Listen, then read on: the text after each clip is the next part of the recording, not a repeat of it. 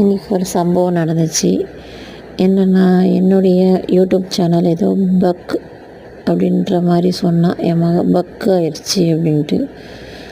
என்னடி அது பக்கு அப்படின்ட்டு எனக்கு ஒன்றும் புரியல.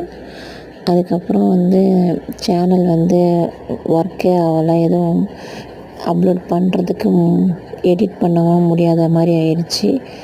நான் ஏதோ என்ன ஆச்சுன்னு தெரியாமல் ரொம்ப முழிச்சிட்டேன், ஏதோ ஹேக் பண்ணிட்டாங்களான்ட்டு.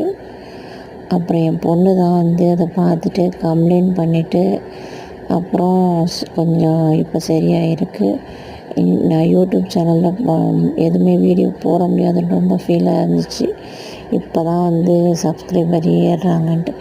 ஒரு சிலர் கேட்குறாங்க, நீங்கள் அரஃபா நாளில் அமல்கள் எதுவும் செய்யாமல் வீடியோஸ் போடுறீங்க அப்படின்ட்டு. நான் அமல் செய்கிறேன்னா இல்லையான்றது அல்லாஹ்வுக்கு தெரியும் இல்லையா? மற்றவங்களுக்கு நான் இது செய்கிறேன் அது செய்கிறேன்னு எல்லாத்தையுமே காட்ட முடியாது இல்லையா? சமையல் செய்கிறத காட்டுறேன், அப்புறம் வீட்டில் வேலை செய்கிறத காட்டுறேன், அவ்வளோதான். நிறைய விஷயம் முக்கியமான விஷயங்கள் இருக்கும், அது எல்லாத்தையுமே காட்டிகிட்ருக்க முடியாது இல்லையா? அது மட்டும் இல்லாமல் எனக்கு வேஷம் போடணுன்னு அவசியமும் கிடையாது. ஏன் அப்படி சொல்கிறேன்னா, என்னால் முடிஞ்ச அமல் செய்வேன். அதுவும் லாசலாத் நேரத்தில் அமல்கள் வெறும் வாயால் நாவால் என்ன செய்ய முடியுமோ, அதாவது ஜிக்ருகள் இதுதான் செய்ய முடியும். அப்படி இல்லை வீட்டு வேலைகளை சுத்தம் பண்ணுறதை செய்வேன் நான்.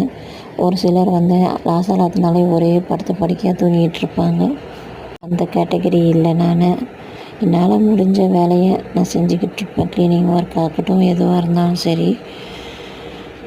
ஏன் சொல்கிறேன்னா, நிறைய பேர் தான் இபாதத் பண்ணுற மாதிரியும் மற்றவங்களாம் எதுவுமே பண்ணாத மாதிரியும் அவங்களே நினச்சிக்கிறாங்க. நான் அமல் செஞ்சால் எனக்கு நன்மை கிடைக்க போகுது, நான் பாவம் செஞ்சால் எனக்கு வரப்போகுது. யாருமே மன்னரைக்குள்ளே பங்கு போட முடியாது, நன்மையையும் பாவத்தையும். அதை புரிஞ்சாலே போதும். நிறைய பேருக்கு அது புரிய மாட்டேங்குது.